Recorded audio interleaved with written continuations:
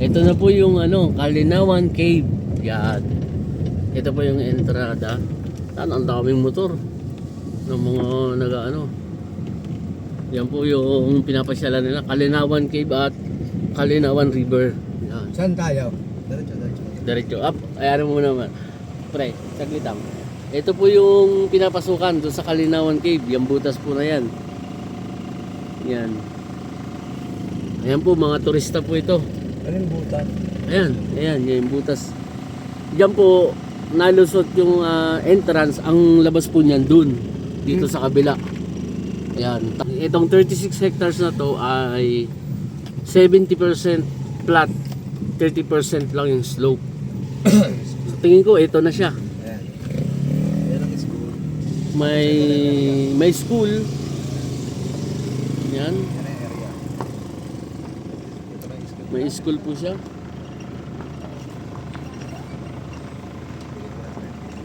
Okay. Kapatagan. Yan, nandito na po kami mismo sa area. Napakalapit po nung Kalinawan Cave. Diyan lang po siya sa una-unahan, siguro mga 300 meters lang po. Tapos po meron ditong Rawang Elementary School. Ang property po na 36 hectares ay ito na po. Dalawang barangay pa yan. Ito po ang Upper Tanay. Yan, meron ditong anong subdivision to? Papunta po kami ng way pa Daranac Falls. Pero ang pinaka-target po namin is yung nandun sa may Kalinawan Cave at Kalinawan River. Bali, sumusukat siya ng 36 hectares. Pagpasok po namin doon, kanan po kami kasi galing po kami dito sa Upper Tanay. Ito po yung pababa ng Antipolo. Ano ba yung ano? Tanay, Tanay, ano? Tanay. Tanay Bayan. Yan, ganito po ang ganda. May view ng yung unahan po nito, yan po yung Tinira to ng tinira ng ano eh. Ng DPWH. ano, yung Laguna, yung lake. Medyo pinastop nila lang. Maganda po ang ambience dito. Punta po namin ang 36 hectares. Magmula po sa National Highway hanggang doon sa mismong area ay bibidyo po natin yan para masundan po ng ating viewers kung gaano siya kalayo. From National Highway to Daranac Falls po 3 kilometers. Nakalagay naman po yan doon sa ano, doon sa mismong entrance ng papuntang Daranac. Ganito po, malapad yung daan, maliwalas, pababa nga lang siya. Yan po yung pinaka-guide namin, yung dalawang nakamotor, si Ate Jana. So medyo malaylayo pa po siguro. Diyan pa yun sa baba. Pagkakaano na po kami, saka ako po i-bibidyo po yun. May Sa mga ilay. restaurant na po rin dito. Dapat pala, ano? Bonita. Nalalagay ko ito ng basahan, yung tela. Ito, Ano ka tawag? kita po yung view dyan sa Laguna TBE. Ito po, pababa po tayo. Ito nakakuha ng mas. Lapat ng kalsada. Ayan, malapit na po tayong Kumanan. Papunta po doon sa way ng Daranac. Ito po ay magmula pa sa Metro Manila. Nasa pinakamatagal na po ay 2 oras. Nasa 54 kilometer lang, no? Oo. 54 kilometer. Kung sakali pong hindi matraffic, hindi po abot ng 2 oras yan. Mga 1.5 lang. May 2 option po. Pwedeng dumaan dito sa Marilake, sa Marcos Highway kung galing Manila, sa may Pwede. Kogyo, diretso pa. Tapos po pwede rin naman pong dito sa Tanay sa baba. Yan, ito na po yun, yung kakananan namin. Yan, Daranac. Ito po, pag diniretso to ay doon po sa crossing Tanay. Ayan po, Daranac Falls. 3 kilometer lang po. pagmula dyan. Ito po, lahat naman po simentado hanggang sa Daranak. Pero po pagdating dun sa isang kanto, kasi po yung pupuntahan namin ay yung 36 hectares. Yun po ay may part na kakanan din. Doon naman po ang way sa Kalinawan Cave. So lalampasan po namin yung Kalinawan Cave tsaka po yung Kalinawan River. Nandun po yung isang magandang part na 36. Isa po yan sa hinahanap po natin ngayon dito para po doon kay ma'am at kung sino pa po ang ayun nga po, priority po natin yung kay ma'am na maipakita itong 36 hectares na ito. Ito na yun ano. Yan ko yung motor. Yan, so parang walang 1 kilometro no? Wala. Wala pong 1 kilometer magmula doon sa pagpasok hanggang dito. Kami po ay kakanan uli. Yan na po yung makikita natin yung Paglitaw, Kalinawan Cave, Park, and Resort. Kasi may mga resort po dito. Wag na, malikabok. Dito po may kaunting rough road siya. Hindi katulad po doon sa kabila, sa Daranak. Puro sementado. Dito po may kaunti siya. Pero kahit po kotse, makakapasok dito sa part na to. Marami pong turista ang pumupunta dito dahil doon sa Kalinawan Cave at Kalinawan River. Ayan.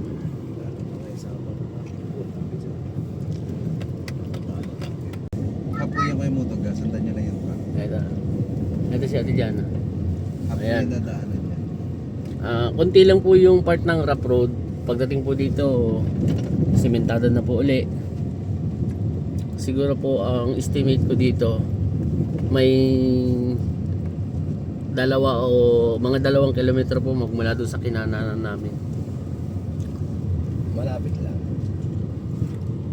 Ito po ang pinaka-target natin na maipakita. Kasi ito pong lugar na to, yung 36 hectares, yan po ay pinagsushootingan po nung Viva ba? Oh, Viva. Viva Films.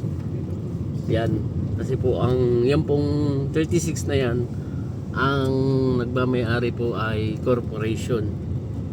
At sila nga po ay nasa industriya nga ng showbiz ang mga may-ari.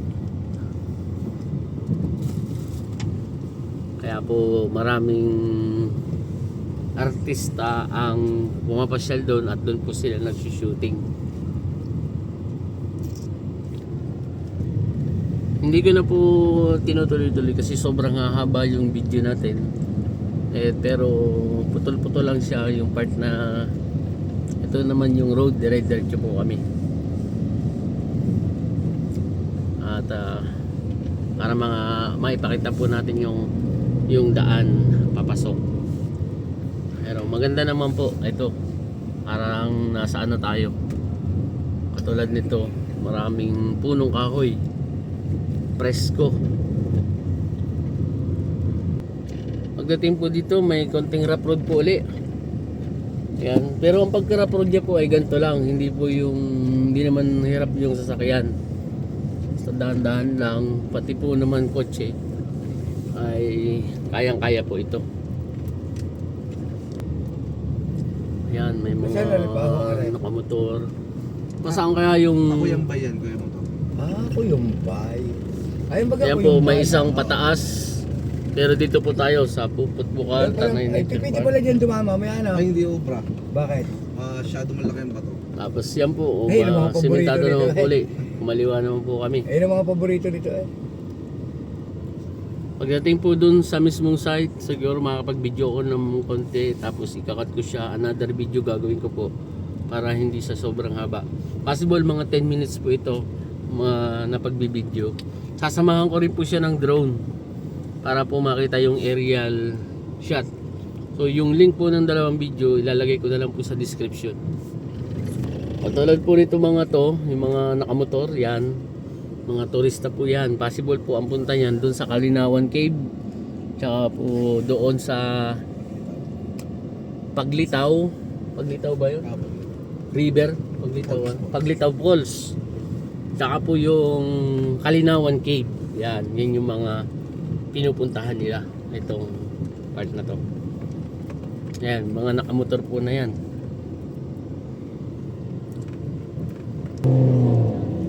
Ito daw po yung tulay na dito ba tumalo si Coco? Oo, dito. Si Coco Martin.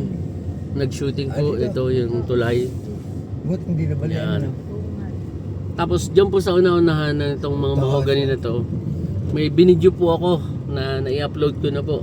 Yung link po ng video ilalagay ko rin dito. Nasa kanan po yung 3 hectares, sa kaliwa naman po yung 2.7. Kaya lang po ang presyo nun 1,000 per square meter. Andyan po yung link ng video sa description natin. Ito na po yun, yung 3 hectares na for sale. May katabi na pong dinidevelop na resort. Tsaka ito naman po yung 2.7. Yan sa part na yan. Ayan. Sa una-unahan po nito, nandiyan na po yung Kalinawan Cave. Ito na po yun. Hindi pa po sementado yung daan, pero kita nyo po na maganda naman kahit motor eh. Matigas yung pagkakalsada niya, may tambak na graba. Marami po mga nakamotor para mamasyal doon sa mga pasyalan dito. Yan. Paglitaw to eh. Ayan po yung, ano sa to, Paglitaw. Saan, Hindi ba? Hindi yung paglitaw. Ito yung Paglitaw. Ito yung pupot. Pupot falls. Ito Paglitaw, papunta sa. Ito paglitaw. Ito pupot. Ayan o. Pumunta po, may mga solar yung bubong na no. Dito po sa part nito parang hanggang dito yung Ano kuryente. kaya na ng ano, solar na yan, kadami. Ay, lahat yan. Kaya motor. Kaya rin. Pati aircon. Eh, Diyan na po yung ano, Hindi, yung magkano ang ano nung gayon? Kalinawan Cave. Milyon. Malapit na po. Hidden Ilang taon Lagoon. warranty yun? Yan po, maraming mga Wala ano din yan po yung motor. Kalinawan Hidden Lagoon. Pero kalimitan talaga. Nasa paggamit. Ito po. Diyan naman po yung way. Ang dami pong mga nakapark na ano, Hidden lang. motor. Ay, ito na po sila oh. Kasi pagka magkakapira ng gayon eh. Papatayo nga ako kaya. Ganda ng gayon, puro suwahan. Patay ng aircon. Dalawang aircon. Ito na po yung ano, Kalinawan Cave. Yan. Ito po yung entrada. Tan, ang daming motor ng mga nag-ano. Yan po yung pinapasyalan nila, Kalinawan Cave at Kalinawan River. Yan. Saan tayo? Diretso, diretso. Diretso up. Ayan mo naman. Pre, saglit lang. Ito po yung pinapasukan doon sa Kalinawan Cave. Yung butas po na yan. Yan. Ayan po, mga turista po ito. Anong butas? Ayan, ayan, yung butas. Diyan po, nalusot yung entrance. Ang labas po niyan dun. Dito sa kabila. Ayan, tapos yung Kalinawan River. Ayan po, may bayad, overnight, 100. Sige, dito tayo. Tindi ah. Ayan po yung mga turista natin na pumapasyal dito. Tapos, mga ilang ano pa mula dito, 1 kilometer pa. Siguro. Okay lang. Traffic din. Ayan. Una-unan lang po, dadaanan lang po yun. Ito lang po talaga ay barangay road. Pag nilabas ko po kasi mahangin.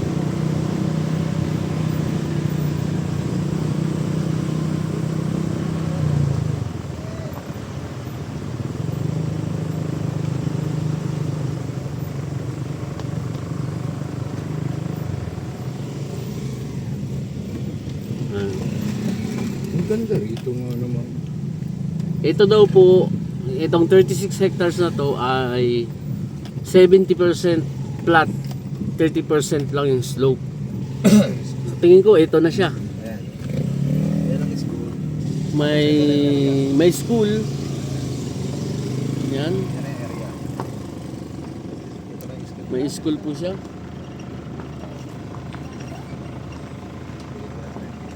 Okay.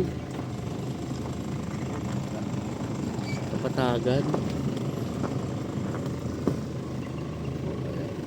Bababa na po muna kami. Yan, nandito na po kami mismo sa area. Napakalapit po nung Kalinawan Cave. Diyan lang po siya sa una-unahan, siguro mga 300 meters lang po.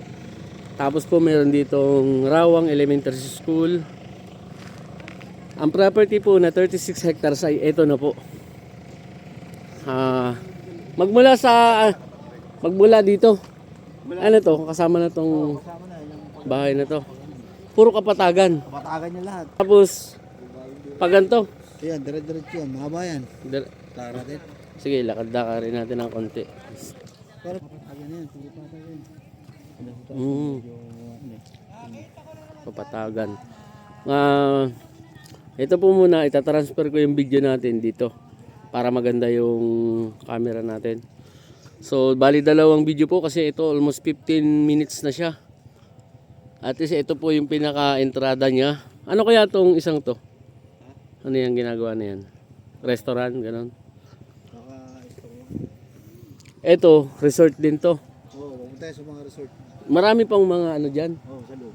Ayun, sige po. Yung isa pong, ito itutuloy ko po. Para ilagay ko na lang po yung link ng video. Bali, dalawang video po ang gagawin ko dito. Thank you po.